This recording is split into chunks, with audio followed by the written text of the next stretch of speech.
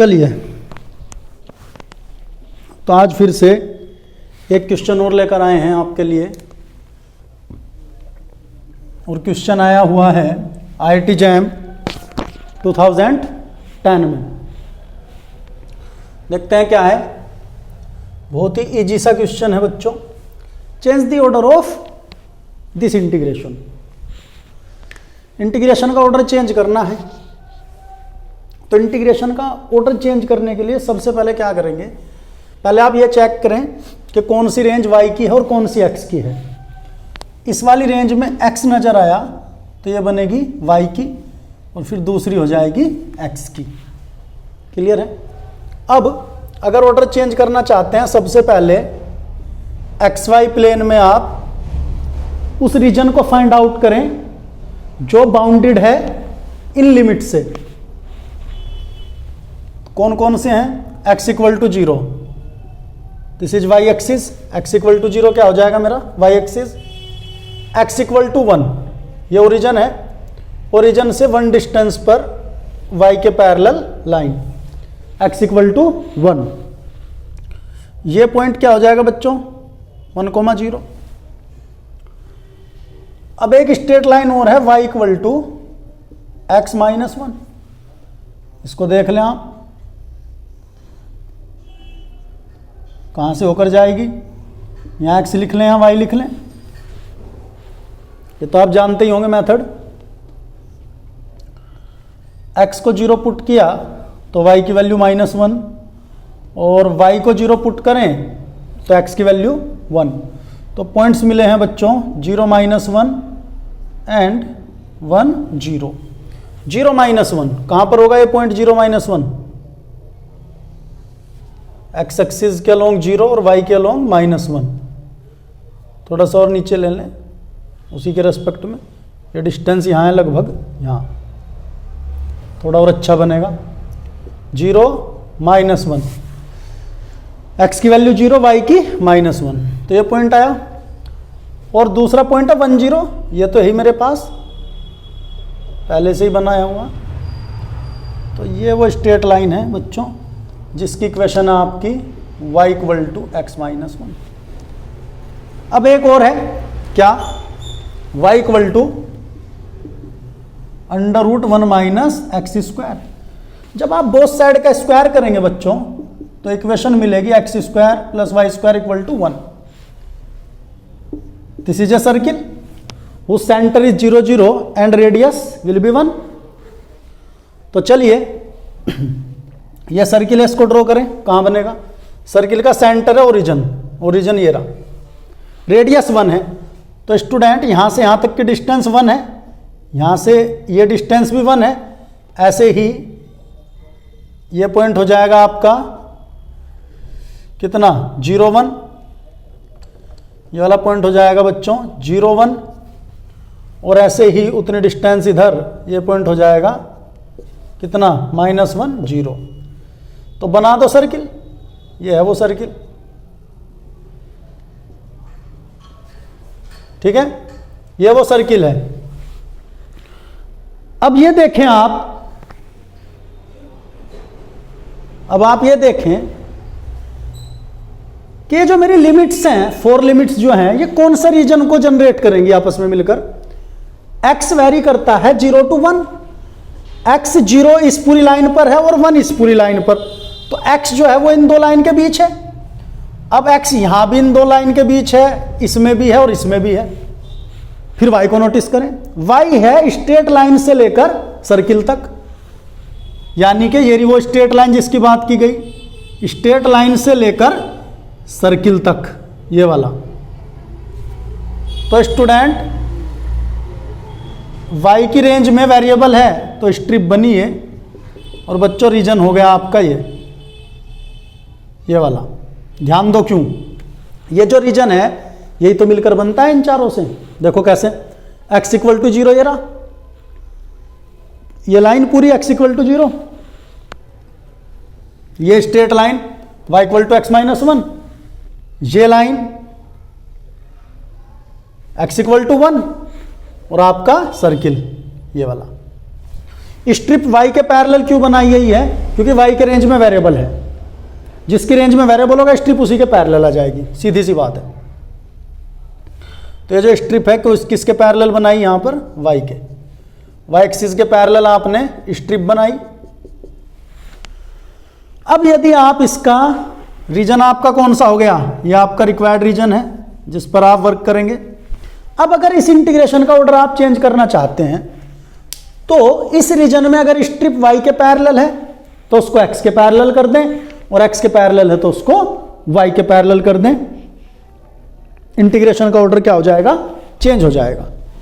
देखिए जरा कैसे, इसको हटा दें,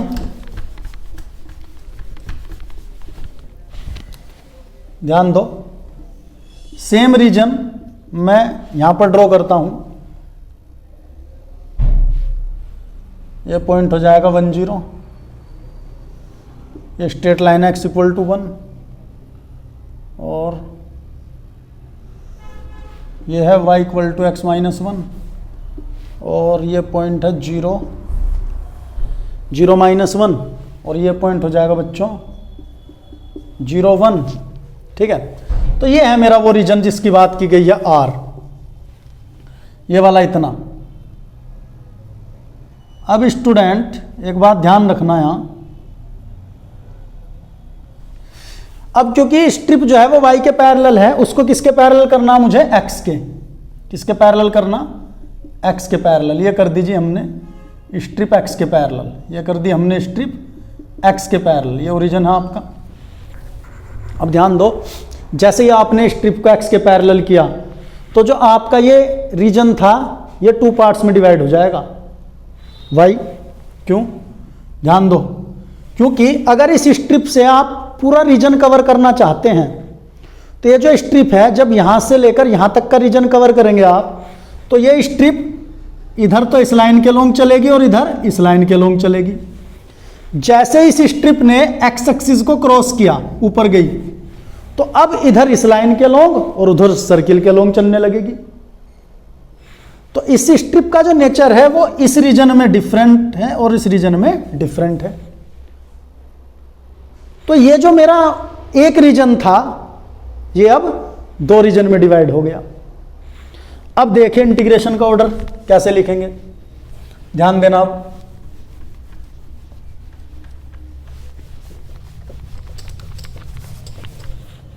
कैसे लिखेंगे, किस इंटीग्रेशन का ऑर्डर चेंज करना चाहते हैं, x minus 1 under root 1 minus x square f x y divide d x equal to, double integration में 2 रीजन बन जाएंगे, ये फर्स्ट रीजन के लिए, ये सेकंड रीजन के लिए। सही है, क्योंकि हमारा सिंगल रीजन जो था R वो 2 रीजन में डिवाइड हो गया, R1, इसको R1 और इसको R2। तो ध्यान दें R1 में ध्यान दें x की रेंज क्या है और y की क्या है। ध्यान से सुनना बच्चे, जब आप R1 में यहां से लेकर, ध्यान दो मेरे मार्कर को नोटिस करें, यहां से लेकर यहां तक चलते हैं तो ये स्ट्रिप y के लॉन्ग कहां से कहां तक चलेगी, इस पॉइंट से लेकर इस पॉइंट तक, और इस पॉइंट के कोऑर्डिनेट है स्टूडेंट 0 0। तो इस पॉइंट से इस पॉइंट तक ही तो चलेगी y के लॉन्ग स्ट्रिप। तो इस पॉइंट पर y की वैल्यू कितनी है, -1, और इस पॉइंट पर y की वैल्यू है 0। तो y की लिमिट बनी -1 to 0। अब x के लॉन्ग देखें, x के लॉन्ग इधर तो ये इस लाइन से स्टार्ट होती है और इधर इस लाइन पर इसका एंड है, और इस पूरी लाइन पर क्योंकि ये y एक्सिस है x की वैल्यू है जी 0, और इस लाइन पर x की वैल्यू क्या है, इस लाइन की इक्वेशन ये है। अगर इसको मैं x के लिए सोल्व करता हूं तो 1 + y, ये x की रेंज बनी, फंक्शन एज इट इज। और क्योंकि ऑर्डर चेंज कर दिया है तो dy/dx को अब रिवर्स ऑर्डर में लिखें, dx dy। अब सेकंड रीजन की बात करें, अब स्ट्रिप एक्स एक्सिस को क्रॉस करके सेकंड रीजन में आ गई। तो सेकंड रीजन में ध्यान दें, अगर इस स्ट्रिप से आप पूरा रीजन कवर करना चाहते हैं तो ये स्ट्रिप y एक्सिस के लॉन्ग इस पॉइंट से लेकर इस पॉइंट तक ही तो चली। इस पॉइंट पर y कितना है 0, उस पॉइंट पर y कितना है 1, तो y की रेंज बनी बच्चे 0 to 1। अब x की क्या रहेगी, ध्यान दो, इस R2 में इधर तो इसके लॉन्ग चलती है और इधर इसके लॉन्ग। ध्यान रखना x लेना है लेफ्ट टू राइट, तो लेफ्ट में x की वैल्यू 0 ही है, लेकिन राइट में अब x की वैल्यू निकलेगी इस सर्किल की इक्वेशन से। अभी अभी इस सर्किल को हमने नोटिस किया था x square plus y square equal to 1 है ये। तो यहां से सोल्व करेंगे, x की वैल्यू कितनी आ गई, plus minus under root 1 minus y square. अब यहां पर पॉजिटिव लेंगे या निगेटिव लेंगे बच्चों, ये भी ध्यान रखने वाली बात है, क्योंकि वाई एक्सिस से राइट में हम चल रहे हैं और वाई एक्सिस के राइट में x होता है positive. This will be under root 1 minus y square, f x y as it is